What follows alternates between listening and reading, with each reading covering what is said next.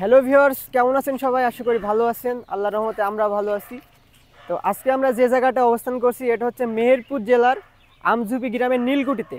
আর এটা মূলত আপনার ইংরেজদের আমল থেকে এটার স্থাপিত করা হয়েছে। তো আজকে আমি আপনাদের এখানকার কিছু নিদর্শনীয় জিনিস দেখাবো। তো পুরো ভিডিওটা না টেনে দেখতে থাকুন। এই স্থাপনাটি শুরুর দিকে নীলকুঠি হিসেবে ব্যবহার করা হলেও ক্রমে এটি স্ট্যান্ডার্ড অফিসে পরিণত করা হয়েছিল। ইতিহাসবিদদের মতে এই নীলকুঠি 1800 শতকের দিকে তৈরি করা হয়েছিল বলে এমনটা ধারণা করা হয়। আর তখন কিন্তু নীল চাষ করা চাষিদের অগ্রিম টাকা দিতে হতো, আর এই টাকাকে দাদন বলা হতো।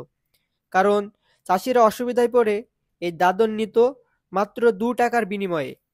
1 বিঘা জমিতে ফসল চাষ করতে বাধ্য হতো, আর একবার যদি কোনো চাষি দাদন নিত সারা জীবনও পরিশোধ করতে পারতো না সেগুলো। আর নীলকররা তাদের কাজের বিভিন্ন ধরনের উপকরণগুলো এই রুমে রাখতো, আর এই ঘরগুলোতে চাষিরা বা কৃষকরা নীল চাষ করে নিয়ে এসে রেখে দিত।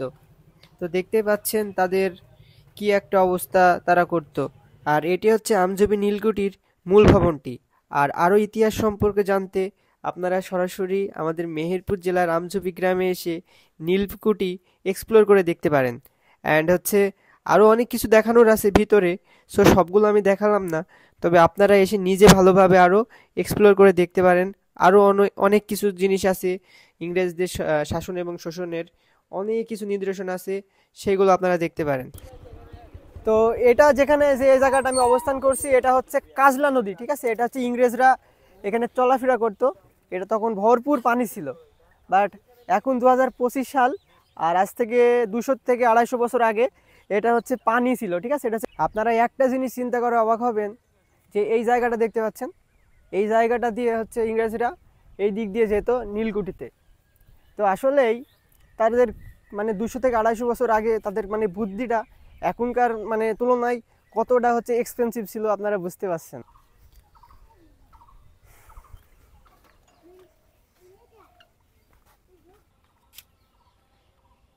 তো গাইস দেখতে পাচ্ছেন ইংরেজরা এখানে বসবাস করত, ওরা এখানে আসতো। আর এটা হচ্ছে ডাক বহনকারী কবুতরের ঘর, ঠিক আছে? তো এটার মাধ্যমে আপনার হচ্ছে চিঠি পাঠাতো, ঠিক আছে? এই যে দেখতে পাচ্ছেন।